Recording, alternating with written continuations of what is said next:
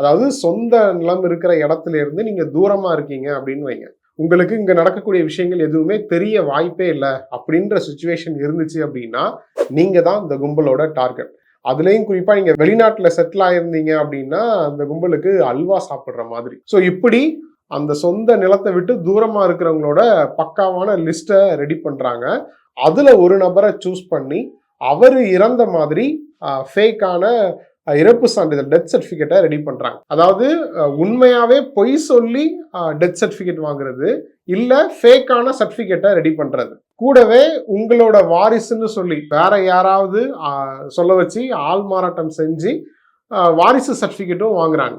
So அப்படி வாங்குற இந்த சர்டிபிகேட்ஸை வச்சு இந்த மோசடி கும்பல் என்ன பண்றாங்க அப்படின்னா, ஆள் இல்லாத நிலத்துக்கு சொந்தம் கொண்டாடுறாங்க. அந்த நிலத்துக்கு வேறொருத்தர் பேர்ல பட்டாவும் வாங்குறாங்க. அதுக்கப்புறம் ரொம்ப கிளவரா எவ்வளவு சீக்கிரம் முடியுமோ அவ்வளோ சீக்கிரம் 2-3 பேருக்கு பத்திரப்பதிவும் பண்றாங்க.